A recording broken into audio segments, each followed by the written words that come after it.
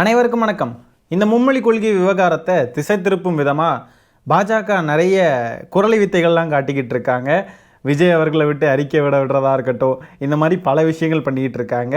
அந்த வகையில் பார்த்தீங்கன்னா இன்றைக்கி என்ன பண்ணியிருக்காங்கன்னா, அதே உருட்டு, அந்த 1000 கோடி ரூபாய் டாஸ்மாகில் ஊழல் அப்படின்னு சொல்லிட்டு ஒரு உருட்டை தூக்கிட்டு வந்து செந்தில் பாலாஜி அவர்களை கைது பண்ணணும், திமுக ஆட்சியிலேருந்து விலகணும் அப்படின்னு சொல்லிக்கிட்டு போராட்டம் நடத்துகிறேன்ற பேரில் நிறைய ஃபண்ட் பண்ணி வச்சுருக்காங்க.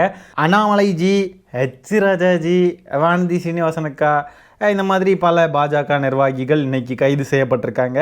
இதை பற்றிலாம் தான் இந்த வீடியோவில் பார்க்க போகிறோம். ஸோ வீடியோ ஸ்கிப் பண்ணாமல் ஃபுல்லாக பாருங்கள். இப்போ வாங்க வீடியோக்குள்ளே போயிடலாம். முதல்ல அண்ணாமலை இந்த போராட்டம் தொடர்பாக ஒரு காணொலி வெளியிட்டிருக்காரு ஏற்கனவே. அந்த காணொலியை பார்ப்போம் வாங்க. வர்ற திங்கட்கிழமை அன்னைக்கு 17ஆம் தேதி காலையில 11 மணிக்கு டாஸ்மார்க்கினுடைய தலைமை அலுவலகம் எக்மோர்ல தாளமுத்து. டாஸ்மார்க் எக்மோரு டாஸ்மார்க் இல்ல, அது டாஸ்மாக், எக்மோர் இல்ல, எக்மோர் நடராஜன் ரோட்ல இருக்கு. அதை முற்றுகை செய்யறோம். டாஸ்மார்க்கை முற்றுகை செய்வது மட்டும் இல்லாம தொடர்ச்சியாக அந்த போராட்டத்திற்கு பிறகு தமிழ்நாட்டில் இருக்கக்கூடிய ஒரு டாஸ்மார்க் கடையை முற்றுகை செய்ய போறோம். முதல்ல டாஸ்மாக்னே சொல்ல தெரியல பாருங்க. TASMAC, not MARK. TASMAC, not TASMAC. அரசு பதில் சொல்லணும். தப்பு செஞ்சவங்க உள்ள போகணும். பாத்துட்டு இதை உட்காந்து 1/2 மணி நேரம் பாக்குறீங்க, முண்டமே வேஸ்டா வாக்கு டைம். ஏஞ்சி வேலைக்கு போ, எல்லாம் கேட்டு வேஸ்ட். வேலையை பாருங்க, எல்லாம் கிளம்பி போயிடாதீங்க, ஸ்டே பண்ணுங்க வீடியோல. அடுத்ததா ஒவ்வொருத்தரா அரெஸ்ட் ஆகிற சீன்ஸை பார்க்கலாம். இதுல ஹைலைட் என்ன அப்படின்னு பாத்தீங்கன்னா, நம்ம ஹெச் ராஜா இருக்கார் இல்லையா, அவரை அரெஸ்ட் பண்றப்ப பாத்தீங்கன்னா, இந்த வண்டியிலலாம் நான் ஏற மாட்டேன், இது நாய் பிடிக்கிற வண்டி அப்படின்னு சொல்லி போலீஸ் வண்டியை பார்த்து அவமதிச்சிருக்காரு. இந்த வண்டியில ஏற மாட்டேன், இது நாய் ஏத்துற வண்டி சார். இந்த வண்டியில நாங்க சார் ஏத்த விட மாட்டோம் சார். ஐயோ ஐயோ அம்மா, இது இப்படி ஓடுறான். அதால பார்த்தா நாய் தப்பிச்சிருச்சு. போலீஸ் வாகனத்தை நாய் வண்டின்னு சொல்லி அவமதிக்கிறாப்ல. அந்த நாய் வண்டிக்குள்ள யாரெல்லாம் இருந்தாங்கன்னு பார்க்கலாமா?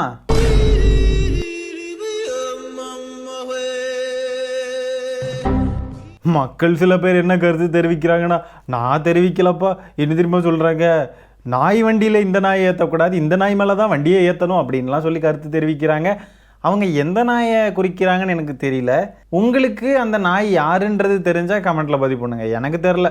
ஆமாம், எனக்கு ஒரு டவுட்டுங்க, நாய்ங்கெல்லாம் கோச்சிக்காதா நாய் வண்டியில் ஏற்றுனா? ஆக்சுவலாக அது நாய் வண்டி இல்லை, ஆனால் அவருடைய பார்வைக்கு அது நாய் வண்டியாக தெரியுது அப்படின்னு சொன்னால் நாய் வண்டியில் ஏற்றக்கூடாதுல்ல, நாய் வண்டியில் ஏற்றுனா நாய்ங்கெல்லாம் கோச்சிக்கும்ல. இதில் வர ஹெச் ராஜா என்னெல்லாம் சொல்கிறார் அப்படின்னு பார்த்தீங்கன்னா, நான் என்ன குற்றவாளியை கைது பண்ணுற மாதிரி வந்து கைது பண்ணுறீங்களே, உங்களுக்கு முதுகெலும்பு இருக்கா காவல்துறையினரே, செந்தில் பாலாஜியை கைது பண்ணுறதுக்கு ஒரு அக்யூஸ்ட் அவர் அப்படின்னு சொல்லிட்டுலாம் ரொம்ப பெரிய வார்த்தைகள்லாம் விட்டார். ஹெச் ராஜா ஒரு வேளை சொன்ன ஆள் இவர் தானோ?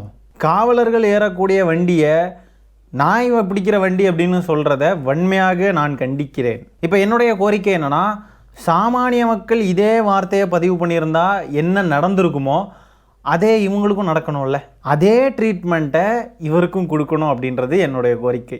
பொதுவெளியில் ஒரு அரசாங்கத்துடைய அமைச்சரை தரக்குறைவான வார்த்தைகள் பயன்படுத்தி பேசிக்கிட்டு இருக்காரு, அநாகரிகமாக பேசுகிறாரு, பொது அமைதிக்கு குந்தகம் விளைவிக்கிற மாதிரி பேசிக்கிட்டு இருக்காப்ல.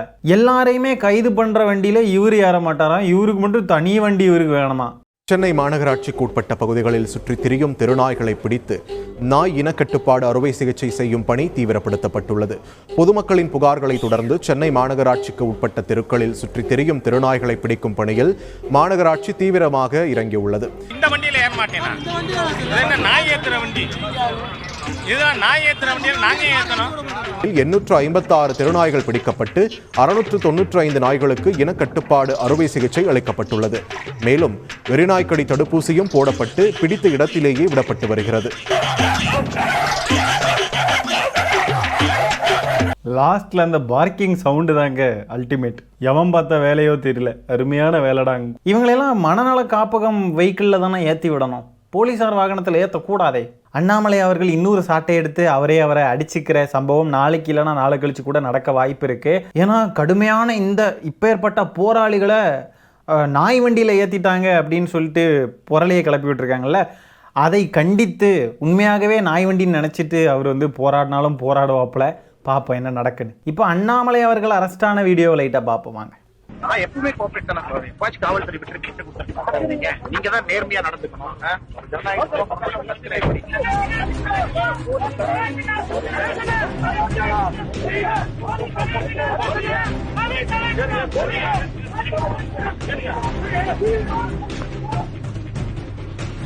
நீங்க பாத்துட்டு இருக்கிறீங்க தமிழ்நாட்டுல ஜனநாயகம் எப்படி இருக்குன்னு பாத்துட்டு இருக்கிறீங்க.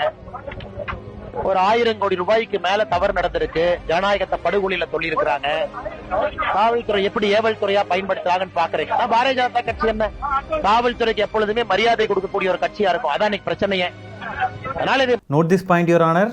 காவல்துறைக்கு பாரதிய ஜனதா கட்சி எப்போவுமே மரியாதை கொடுக்கும், அதுதான் இங்கே ஒரு பிரச்சனை அப்படின்னு சொல்கிறாப்புல.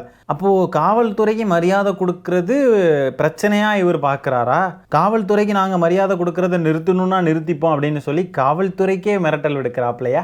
இவங்க பாட்டுக்கு போகிற போக்கில் காவல்துறை ஏவல் துறையாக செயல்படுகிறது, திமுகவுடைய ஏவல் துறையாக இருக்கிறது அப்படின்லாம் ஒரு ஸ்டேட்மெண்ட்டை பதிவு பண்ணிடுறாங்க. இது அடுத்து வரும் தலைமுறைகள் இளைஞர்கள்கிட்ட எந்த மாதிரி போய் சேரும் அப்படின்றத பார்த்துக்கோங்க. காவல்துறையில் யாரை பார்த்தாலுமே இப்போ எதிர்க்கட்சியினர் கண்டிப்பாக காவல்துறையினரை எங்கேயாவது பார்ப்பாங்க. அவங்களும் காவல்துறை கூட டீல் பண்ண வேண்டிய இடங்கள் இருக்கும் இல்லையா? அந்த இடங்கள்ல அவங்களுக்கு மனசுக்குள்ளார என்ன இருக்கும்? இவங்கெல்லாம் வந்து திமுகவுடைய ஏவல் துறை, திமுக சார்பாக மட்டும்தான் இவங்கெல்லாம் இயங்குவாங்க அப்படின்னு சொல்லிட்டு ஒரு தவறான கண்ணோட்டம் அவங்களுக்குள்ளே வரும்ல. இந்த மாதிரி பொலிட்டீஷியன்ஸ்லாம் ஈஸியாக சைமன் சபாஷியும் அப்படி தான். இவங்க எல்லாருமே காவல்துறை வந்து திமுகவுடைய கைக்கூலி அப்படின்லாம் லூசுத்தனமாக ஏதாவது ஒரு ஸ்டேட்மெண்ட்டை சொல்லி அடுத்து வரும் இளைஞர்களை தூண்டி விடுற வேலையை தான் பார்க்குறாங்க. அவன் இந்த தூண்டுதலின் பேரில் ஏதாவது ஒன்று செஞ்சுக்கிட்டு வசமாக மாட்டி பிடிச்சி வாழ்க்கையை சீரழிச்சிக்கிட்டு இருப்பான். அதுவும் இல்லாமல் இவர் கொடுக்குற ஸ்டேட்மெண்ட்டை பாருங்கள், காவல்துறைக்கு நாங்கள் மரியாதை கொடுக்கறது ரொம்ப பெரிய தப்பு அப்படின்ற மாதிரி பேசுகிறாப்புல.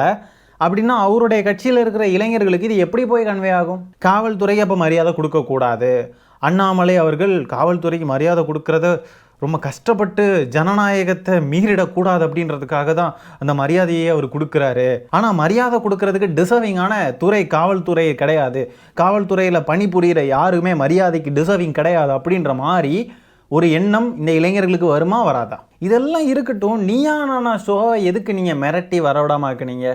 மும்மொழி கொள்கை பற்றின ஷோ நான்லாம் ரொம்ப இன்ட்ரெஸ்டடாக இருந்தேன், எப்படா வரும் அப்படின்ட்டு. ஷோவை ஏன்டா நிறுத்துனீங்க? பண்ணினது நீங்கள் தானே, அதை டைவர்ட் பண்ணுறதுக்கு தானே இப்போ நீங்கள் ஏதோ கொண்டு வரீங்க 1000 கோடி ஊழல் 1000 கோடி ஊழல் அப்படின்ட்டு. அதை நீங்கள் லீகலாக கொண்டு போங்க, லீகலாக ப்ரூவ் பண்ணுங்கள், லீகலாக நீங்கள் அதுக்கான ஆக்ஷனை எடுங்க. அதுக்கு எதுக்கு இந்த ட்ராமாஸ், இந்த சீன்ஸ்லாம் அரசியல் பண்ணணும்? 2026 தேர்தலுக்கு வாக்கரசியல் பண்ணணும். சரி சரி சரி, யாருன்னு தெரியுதாங்க? அசுவத்தாமனுங்க, பிஜேபிக்காரருங்க, அசுவத்தாமனுங்க. என்னங்க ஐஸ் பாய் விளையாடிட்டுருக்கார் இந்த வயசில்? அப்பா என்ன கூட்டம், பயங்கர கூட்டங்க. அப்பா கூட்டத்தை கண்டு மிரண்டுருச்சுங்க திமுகவும் தமிழ்நாட்டு மக்களும். அப்பா என்ன கூட்டம். அடுத்ததான் நம்ம வானதி சீனிவாசன் அக்காவை கைது பண்ணுறப்போ பார்த்துக்கோங்க.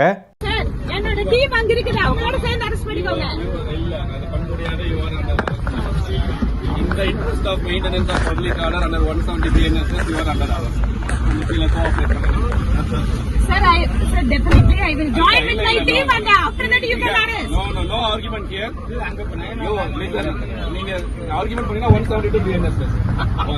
என் டீமோட என்னை கைது பண்ணுங்க ப்ளீஸ், என் டீம் அங்கே இருக்காங்க, டீமோட கைது பண்ணுங்கன்னு சொல்லி கெஞ்சிக்கிட்டு இருக்காங்க வானதி அக்கா. டீமோட கைது பண்ணனாதான் அப்படியே காவல்துறை எவ்வளோ அராஜகம் பண்ணுது, கும்பலோட கைது பண்ணுறாங்க, ஐயோ ஐயோ ஐயோ ஐயோன்னு ஒரு சீனை கிரியேட் பண்ணலாம்ல அதுக்கு. ஆனால் அந்த காவல்துறை அதிகாரி அருமையாக டீல் பண்ணார். அப்படியே சிரிச்ச முகத்தோடையே கோஆப்ரேட் பண்ணுங்க அப்படின்னு சொல்லி அழகாக டீல் பண்ணியிருக்காரு. ஜெயிலுக்கு போகிறேன், நானும் ரவுடி தான் சொல்லிட்டு வடிவேல் அவர்கள் ஒரு படத்தில் ஏறி போவார்ல, அவர் ரவுடிங்க கூட சேர்ந்து, அந்த மாதிரி தான் இருக்குது. என்னையும் கைது பண்ணுங்க, என் டீம் அங்கே இருக்காங்க, டீமோட கைது பண்ணுங்க அப்படின்ட்டு. சரி மக்களே, இந்த காணொலியை நான் இதோட என் பண்ணிக்கிறேன். இந்த வீடியோவில் நம்ம பேசியிருக்கிற விஷயங்களை பற்றி உங்களுடைய கருத்துக்கள் என்னன்றதை கமெண்ட்டில் பதிவு பண்ணுங்கள். வீடியோ பிடிச்சிருந்தா ஒரு லைக்கை தட்டி விட்டு 4 பேருக்கு ஷேர் பண்ணுங்கள். முக்கியமாக நம்ம சேனலை சப்ஸ்கிரைப் பண்ணி வச்சுக்கோங்க. மீண்டும் இன்னொரு காணொலியில் சீக்கிரமாக உங்களை சந்திக்கிறேன். அது வரைக்கும் டாடா பை, டேக் கேர்.